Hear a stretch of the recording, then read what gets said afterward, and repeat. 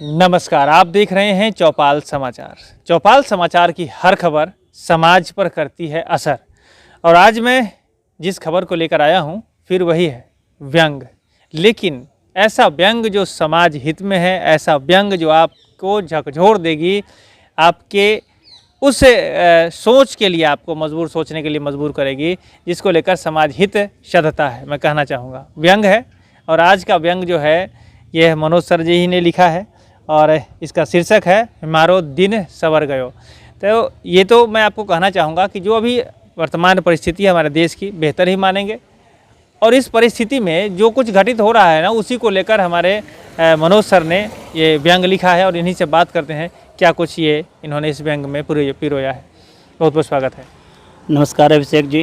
दरअसल मारो दिन समर गयो के लिखने के पीछे सर्वप्रथम हम लोगों ने अभी 2 दिन पहले देश के नए महामहिम महिला राष्ट्रपति जो आदिवासी क्षेत्र से आती हैं उनको पाया है।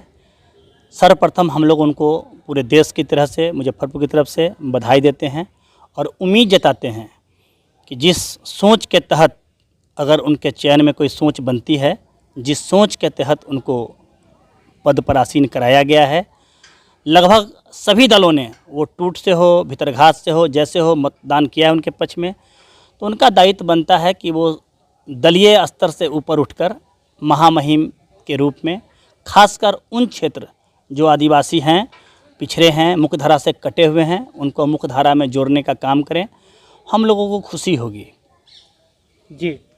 तो देखिए दर्शकों को पहले तो इसका मजमून मिल ही गया है कि ये जो महामहिम राष्ट्रपति जी का जो अभी होगा है मनोनयन चयन हुआ है, इसी को लेकर ये व्यंग है।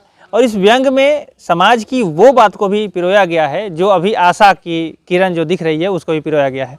इसमें से कुछ चंद लाइन मैं आपको बता दूं कि अभी जो ये कह रहे हैं कि शोर शोर शोर, शहर में शोर है, चर्चा चहुओर है, आदिवासी को ताज मिला है, सदियों बाद कहें तो राज मिला है, आज सत्कार मिला है, भारत का सिरमौर बना वो सबसे छोटी अपना मसीहा, परवरदिगार अब तो बदल जाएगा व्यवस्था।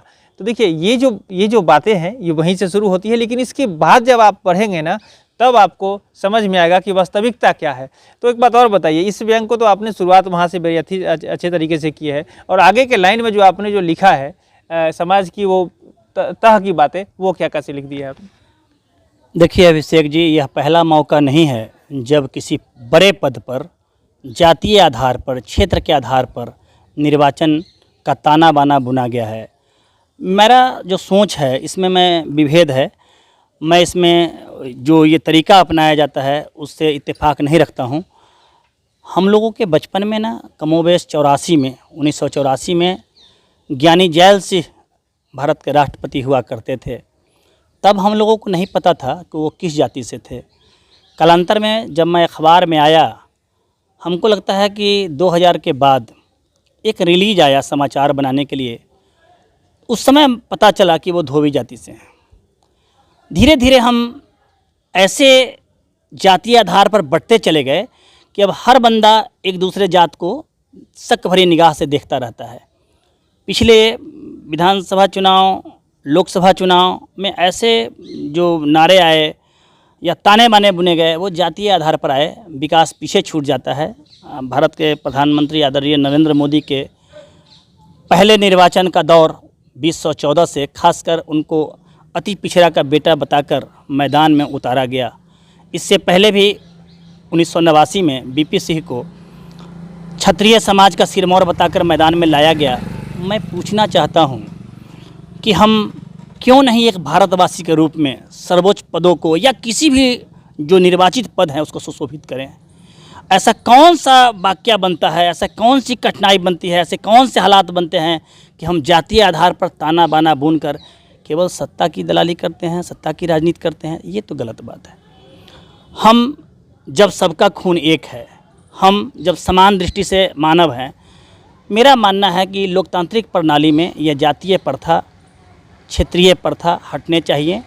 हम राष्ट्रवाद के प्रतीक हैं और एक राष्ट्र हिंदुस्तान भारत के लिए पहचाने जाएं तो ज़्यादा बेहतर होगा।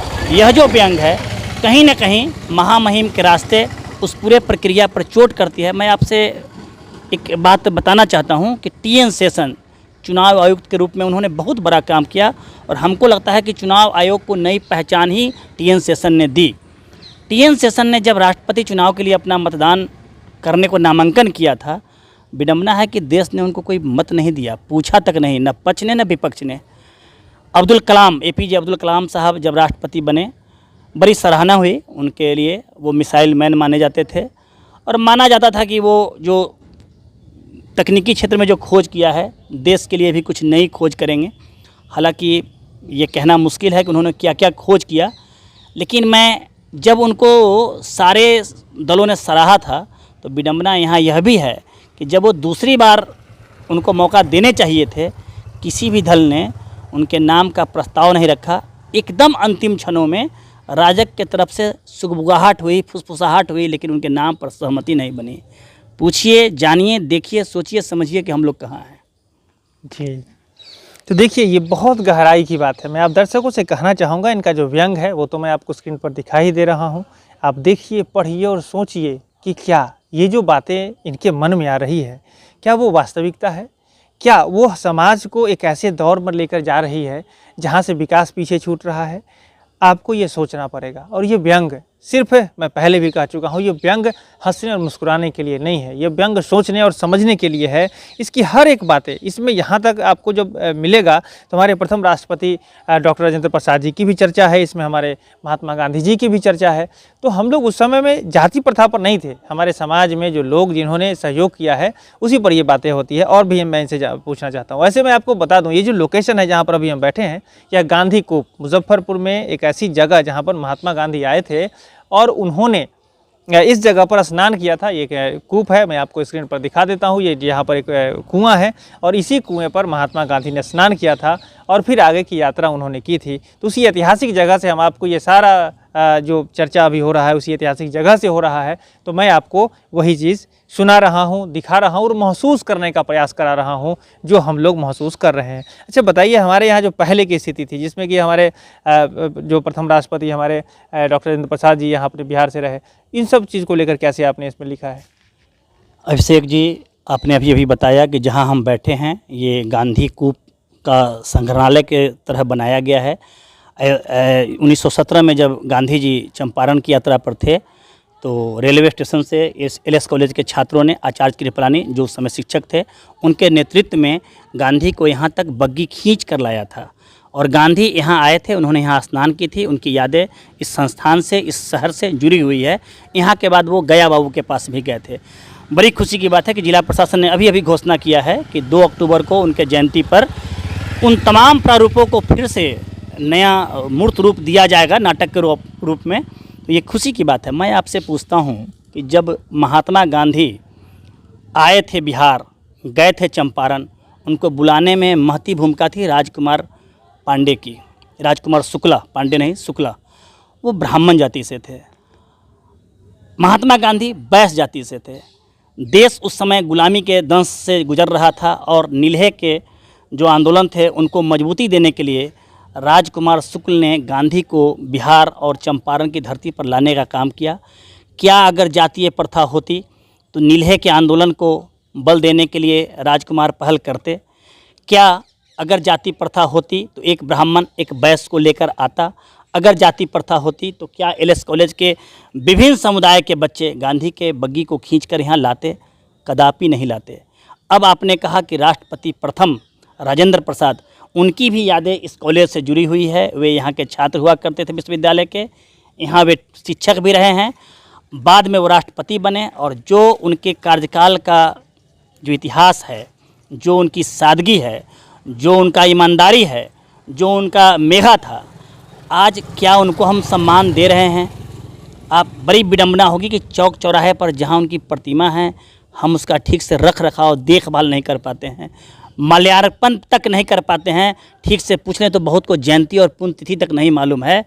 यह विडंबना नहीं है कि आपसे हम पूछना चाहते हैं कि महामहिम रामनाथ कोविंद अति पिछड़ा समुदाय से ही आते थे। क्या उनके शासनकाल में अति पिछड़ा समुदाय का कायाकल्प हो गया है पूर्णतः? मैं आपसे पूछना चाहता हूं कि आदरणीय प्रधानमंत्री नरेंद्र मोदी, जो कहा जाता है उसके मुताबिक अति पिछड़ा समुदाय से आते हैं।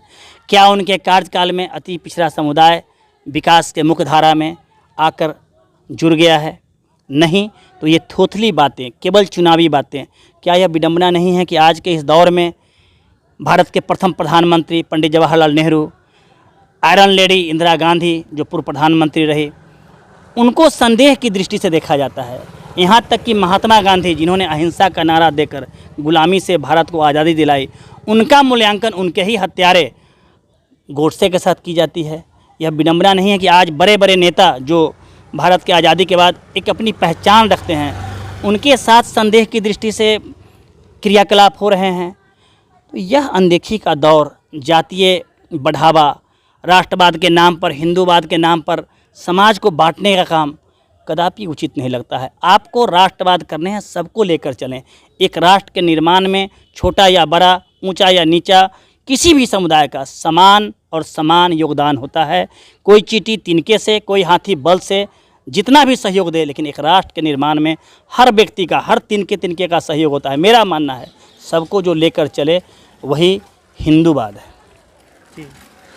तो देखिए, यही वेदना जो इनके लेखनी से प्रकट हुई है, आप स्क्रीन पर देखिए। फिर से मैं कह रहा हूँ, इस व्यंग को पूरा पढ़िए। और ये हम लोग जो कर रहे हैं ना, ये आपके लिए है। और जब तक आप सही तरीके से इसको सोचकर, समझकर और इसे सही लोगों तक पहुंचाने का काम आप नहीं करेंगे ना, तो हम लोगों का जो ये सहयोग है, ये जो हम लोगों का वीडियो है, वो निरर्थक होगा। इसलिए इस वीडियो को देखिए, सुनिए, समझिए और आगे भी फॉरवर्ड करिए, जिससे कि और लोगों को बेहतर जानकारी मिल सके। बातें बहुत लंबी है, लेकिन इस व्यंग को लेकर आज की बातें यहीं तक है। मैं कहना चाहूँगा कि ये व्यंग सिर्फ मुस्कुराने के लिए नहीं है, कुछ कर गुजर जाने के लिए है। आप इसे देखिए, समझिए और इस पर कुछ करिए, जिससे कि समाज में बेहतरी है। तो बहुत बहुत धन्यवाद सर आपका कि इस तरह से आप समाज की बेहतरी के लिए कुछ लिखते हैं। बहुत बहुत धन्यवाद। धन्यवाद अभिषेक जी। मैं चौपाल समाचार के व्यूअर्स और आपका आभारी हूं, जो उन्होंने इस व्यंग को एक मूर्त रूप, मूक रूप देने का, बोल देने का काम किया है। हमने शब्दों में अंकित किया था, आप उसे बोल दे रहे हैं, समाज के पास ले जा रहे हैं। समाज जागृत हो, प्रशासन जागृत हो, हर लोग जागृत हों। हमारा मानना है कि लोकतंत्र के जो भी रक्षक हैं, लोग जागृत हों, तो हमारे इस लेखनी को सफलता मिलेगी। मैं फिर से आपको अंत में बताना चाहता हूं कि मेरी लेखनी का मतलब चोट देना है, किसी को परेशान करना, किसी को आहत करना कदापि नहीं है। धन्यवाद। तो यही बातें हैं। मैं भी कहना चाहूँगा, हमारा भी उद्देश्य समाज हित में है और हम सब मिलकर एक बेहतर समाज का निर्माण कर रहे हैं, जिस समाज में हम हैं, आप हैं और सब वो जाति धर्म संप्रदाय के लोग हैं जो इस देश के लिए काम करते हैं, इस देश के सहयोग करते हैं, देश के नागरिक हैं। तो आज के लिए बस इतना ही। आपसे पुनः मेरा आग्रह होगा, चौपाल समाचार से अगर आज तक नहीं जुड़े हैं, ज़रूर जुड़ जाएँ। चैनल को सब्सक्राइब कर लें, फेसबुक लाइक, इंस्टाग्राम को फॉलो कर लें। साथ ही साथ है, अगर कोई प्रश्न है ना, तो कमेंट के माध्यम से ज़रूर पूछें। हम अगले जो इसमें व्यंग होगा, उस समय में इन सारे प्रश्नों का जवाब देने का प्रयास करेंगे। तो आज के लिए बस इतना ही। मैं हूं अभिषेक आनंद, चौपाल समाचार के लिए। धन्यवाद।